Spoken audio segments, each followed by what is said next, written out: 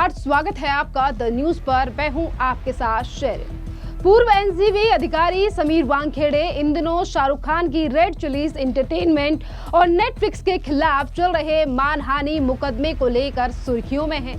और ये मुकदमा आर्यन खान की Netflix web series the bats of Bollywood में दिखाए गए एक किरदार से जुड़ा हुआ है, जिसके बारे में वानखेड़े ने दावा किया है कि जिसमें एक किरदार को अपमानजनक तरीके से पेश किया गया है, जिसको लेकर समीर वानखेड़े ने नेटफ्लिक्स रेड चिलीज के खिलाफ अब मानहानि का मुकदमा दायर कर दिया है। और इसी के साथ आपके लिए बता दें कि एएनआई को दिए इंटरव्यू में आज समीर वानखेड़े ने तमाम बड़े खुलासे किए हैं और उन्होंने बताया है कि आखिरकार क्यों किया है उन्होंने ये मानहानि का केस। और केस करने के बाद और 2021 में हुए मामले के बाद जिस तरीके से आर्यन खान के ऊपर मुकदमा दर्ज किया गया था समीर वानखेड़े के द्वारा, जिसके बाद कहां से उन्हें आ रही है धमकी।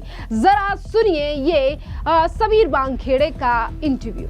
ये रंजीत जी, मेरा पर्सनल मानना ये है कि इसका जो मेरे जॉब से या मेरे प्रोफेशन से कोई लेना देना नहीं, पर्सनल एक हैसियत से मैं honourable Delhi high court approach किया हूँ। इसमें जो कोर्ट की प्रोसीडिंग्स है या फिर कोर्ट के जो मुद्दे हैं उस पर कोई टिप्पणी नहीं करना चाहूंगा, क्योंकि मामला अभी सब जुडिस हो गया है, सब जानते हैं, आप भी जानते हैं। समन्स भी इशू हुआ है 2 दिन पहले, तो कोर्ट के मेरिट्स पे या केस के मेरिट्स पे बात नहीं कहूंगा, लेकिन जरूर 2-3 चीजें आपसे जरूर शेयर करना चाहूंगा कि ये जो चीजें हैं ये सिर्फ आत्मसम्मान की बात है, पर्सनल डिग्निटी की बात है, पर्सनल ऑनर की बात है। कुछ भी आप कोई सटायर कीजिए, कुछ भी पैरोडी कीजिए, तो आप अपने लोगों के साथ में कीजिए, अपने प्रोफेशन के साथ में कीजिए, लेकिन जो चीजें काफी राष्ट्र के लिए सीरियस है, आज एक ड्रग अब्यूज का इशू हमारे राष्ट्र के सामने एक बहुत बड़ा मुद्दा बन के आया है। It's a very very serious topic for us. तो उसमें ऐसी चीजें को दिखा के आप एक व्यक्ति का ही नहीं बल्कि जो लोग मेरे साथ काम किए हैं, जो बाकी के भी लोग एंटी ड्रग के खिलाफ लड़ते हैं, काफी ऑफिसर्स को सीरियस इंजरीज हुई है, अपने फैमिली का त्याग करके ऑपरेशंस में जाते हैं, serious head injuries, serious body injuries होती है, तो आप उसका अवमानना कर रहे हैं।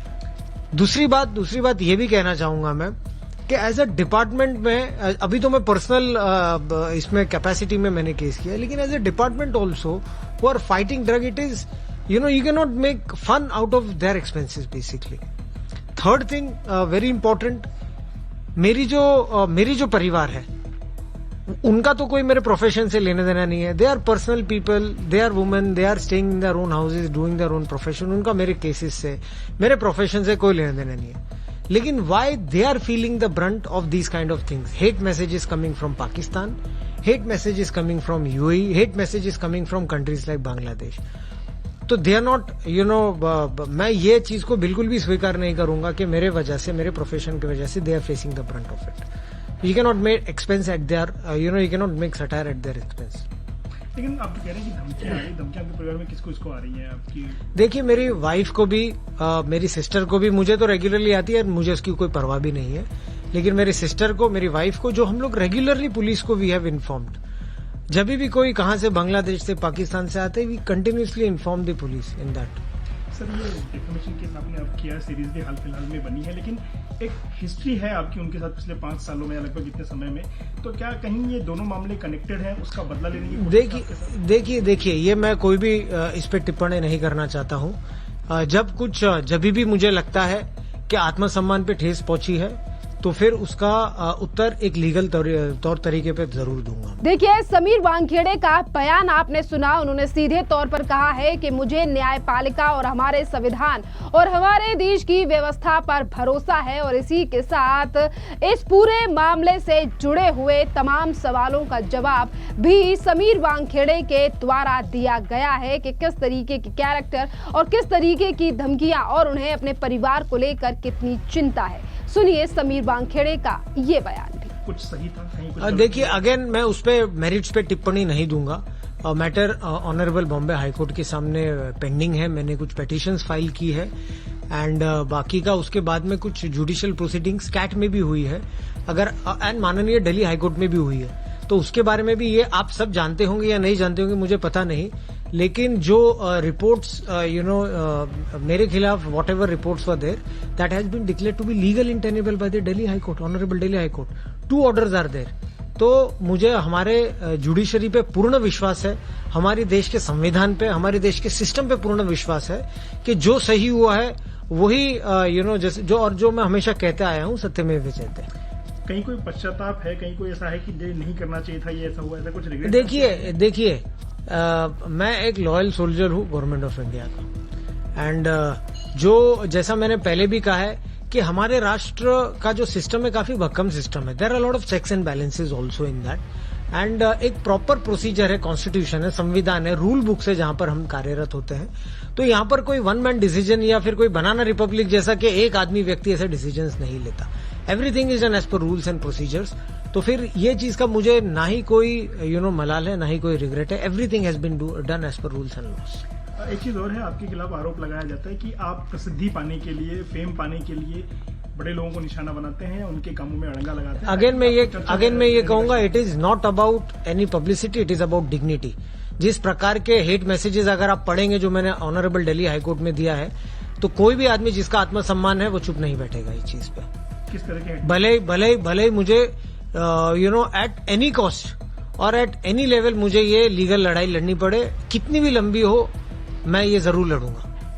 किस तरह के हेट मैसेजेस आते हैं, मतलब जान से मारने की धमकी? जान से मारने की बातें तो बहुत कम, you are talking in a very sane manner, you are talking in a very dignified manner. जिस प्रकार के मैसेजेस आते हैं मैंने ऑनरेबल दिल्ली हाईकोर्ट के सामने प्रस्तुत किया है, वो मैसेजेस को आप भी काइंडली मेरी पिटीशन को देख सकते हैं।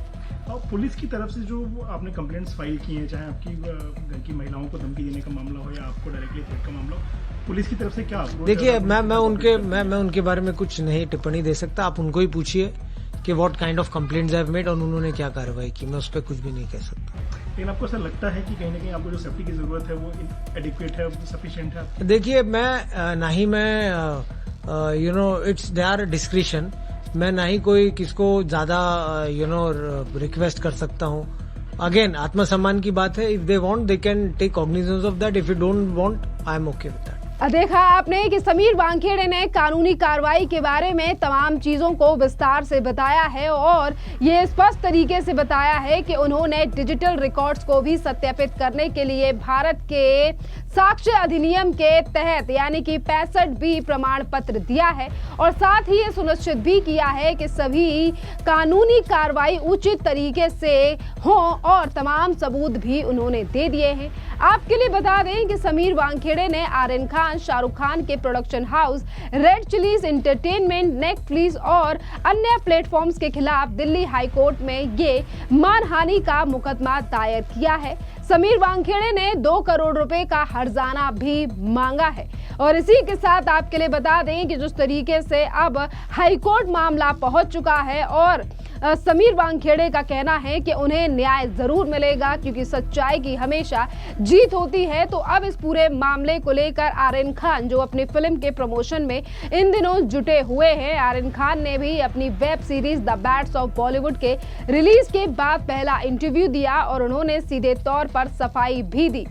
जिस तरीके से समीर वानखेड़े ने एक तरफ मामला दर्ज कर दिया है, जिसके बाद आर्यन खान का भी बयान सामने आया और आर्यन खान ने कहा कि इस सीरीज का मकसद किसी का मजाक उड़ाना नहीं बल्कि अपने अनुभवों के आधार पर कॉमेडी कंटेंट बनाना था। आर्यन खान ने कहा कि हमने शो में आत्महीनता यानी खुद पर मजाक बनाने वाले ह्यूमर दिखाना चाहा है, लेकिन ये ध्यान रखा है कि किसी का अनादर ना हो। हमें गर्व है कि हम उस इंडस्ट्री के बारे में कुछ बना रहे हैं जिसका हम हिस्सा हैं। इसी के साथ आपके लिए बता दें कि समीर वानखेड़े और शाहरुख खान या फिर हम ये विवाद की अगर बात करें तो ये तमाम विवाद शुरू हुआ था अक्टूबर 2021 से, जब वानखेड़े ने मुंबई में एक क्रूज पर छापेमारी की और शाहरुख खान के बेटे आर्यन खान और कई अन्य लोगों को गिरफ्तार किया था। जमानत मिलने से पहले आर्यन 3 हफ्ते तक जेल में रहे थे और मई 2022 में सबूतों के अभाव पर उन्हें क्लीन चिट दी गई थी। हालांकि आर्यन के जेल से रिहा होने के बाद ये आरोप लगाया गया कि जमानत देने के लिए खान परिवार से रिश्वत रिश्वत मांगी गई थी, जिसके परिणाम स्वरूप सीबीआई ने वानखेड़े के खिलाफ भी भ्रष्टाचार का मामला दर्ज किया था। और अब ये जो मूवी बनाई गई है आर्यन खान के द्वारा और शाहरुख खान की कंपनी रेड चिलीज एंटरटेनमेंट के द्वारा, जिसमें कई किरदारों को लेकर और खास तौर पर कई ऐसे किरदार हैं, यानी कि अगर एक स्पेसिफिक किरदार की बात करें तो जिस किरदार को लेकर समीर वानखेड़े ने कहा है कि कहीं ना कहीं इमेज खराब करने की कोशिश की गई है और इसीलिए अब वो उस पूरे मामले को लेकर हाई कोर्ट पहुंच चुके हैं। और जैसा कि उन्होंने ANI को दिए हुए इंटरव्यू में तमाम बातें विस्तार रूप से बताई हैं कि क्या कुछ उनका क्या किन चीजों के चलते उन्होंने हाई कोर्ट में याचिका लगाई है। और इसी के साथ उन्होंने कहा है कि मुझे उम्मीद है कि सच्चाई की जीत जरूर होगी। खैर, इस पूरे मामले पर अब आपकी भी जो राय हो आप हमें कमेंट कर जरूर बताइए। धन्यवाद।